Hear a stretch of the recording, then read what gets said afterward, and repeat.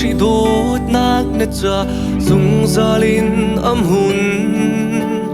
đông ni ngày lâu bồi khi thua chúa nết cha dùng gia linh ở loa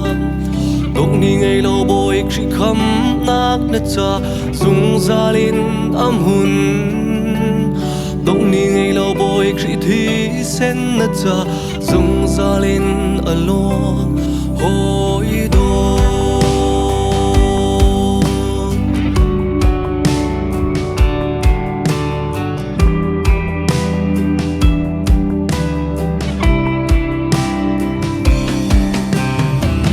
ngày lâu bồi khi đốt nát cắt ra dùng gia đình âm hồn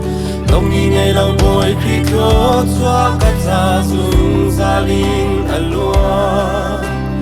đông ni ngày lâu bồi khi khăm nát cắt ra dùng gia đình âm hồn đông ni ngày lâu bồi khi thi sen cắt ra dùng gia đình ở loa trắng trắng cả chiang đi trắng bôi Giêsu ăn tục nạp main cả tâm trắng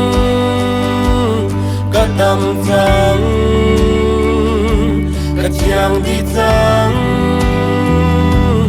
Nazareth bôi Giêsu diain amen.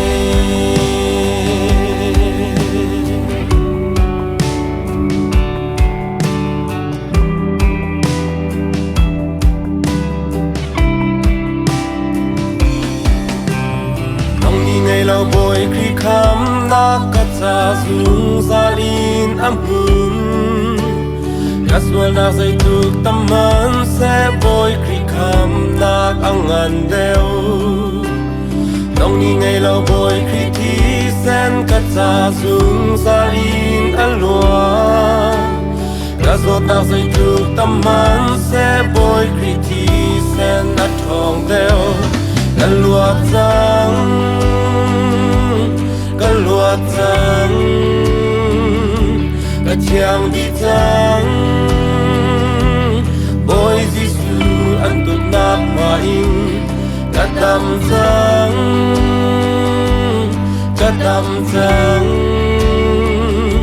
cả chiang đi trắng Nazareth bôi Giêsu diain amen.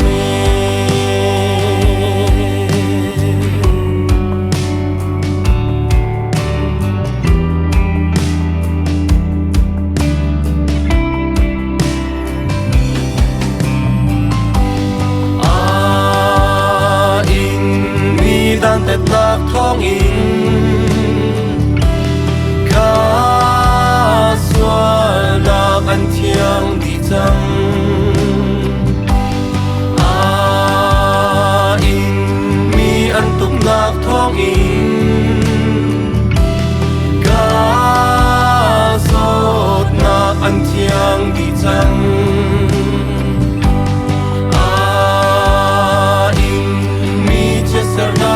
in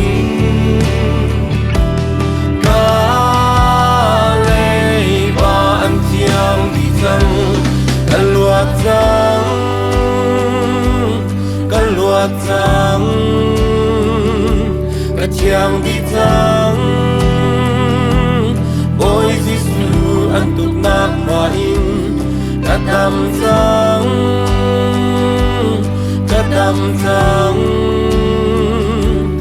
chiang đi trắng Nazareth bôi Giêsu diain in mi dan tết lạc thong in ca xoa lạc ăn thiêng đi chăng in mi ăn tục lạc thong in sốt lạc ăn thiêng đi chăng in mi chia sẻ lạc thong in na lê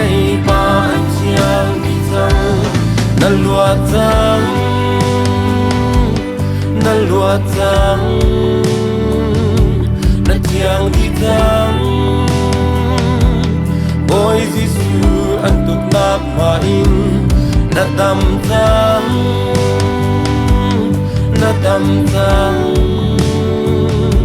na thiang đi trắng Nazareth ôi Giêsu kia in na lúa trắng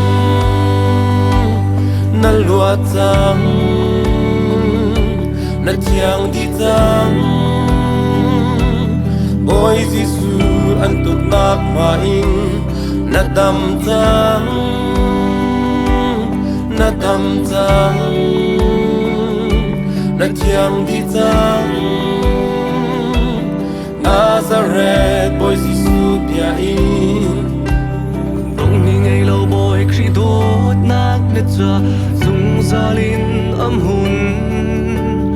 Đông ni ngày lâu bồi khi đốt chúa nết cha dung gia linh ở loan Đông ni ngày lâu bồi khi khăm nát nết cha dung gia linh âm hồn